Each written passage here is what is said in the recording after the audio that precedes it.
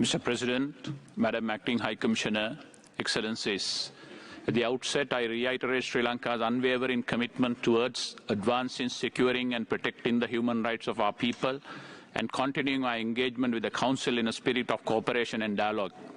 In keeping with our commitment, notwithstanding our categorical rejection of Resolution 46-1, we have submitted Sri Lanka's detailed written response to the High Commissioner's report.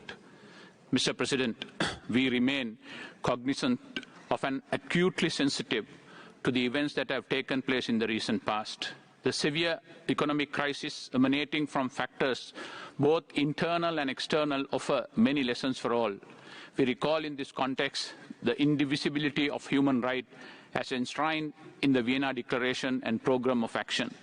The government is extremely sensitive to the socio-economic hardship faced by our people and has initiated immediate multi-pronged measures to ensure their well-being through a provision of supplies essential to the life of the community. A staff-level agreement has been reached with the International Monetary Fund and discussions on debt restructuring are in progress. The government is in dialogue with the UN agencies as well as bilateral partners to protect the most vulnerable from the adverse impact of the crisis. The recent changes that have taken place bear testimony to our continued commitment to upholding our long-standing democratic principles and norms. The constitutional right to peacefully assembly and expression guaranteed the democratic space for our people to exercise their right. In this regard, transgressions of the law resulting in criminal and unlawful activity were addressed in accord with the law and the Constitution. In circumstances where such freedoms were abused by elements with vested interests to achieve undemocratic political ends. Mr. President, notwithstanding the severe constraints and challenges, Sri Lanka remains firmly committed to pursuing tangible progress in the protection of human rights and reconciliation through independent domestic institutions.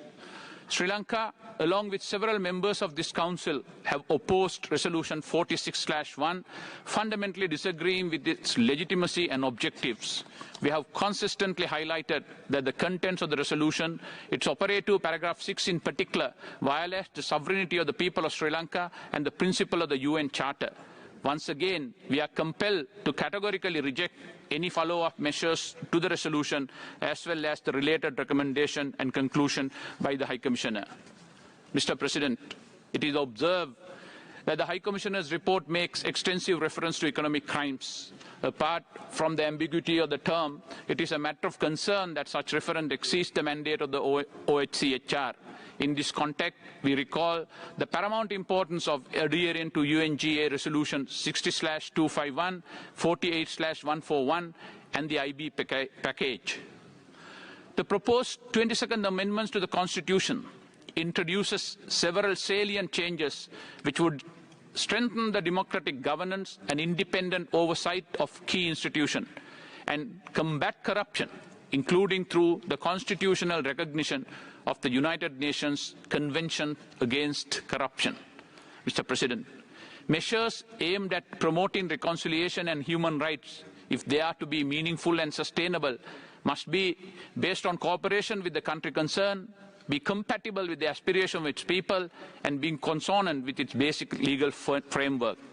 We endeavour to establish a credible truth-seeking mechanism within the framework of the Constitution.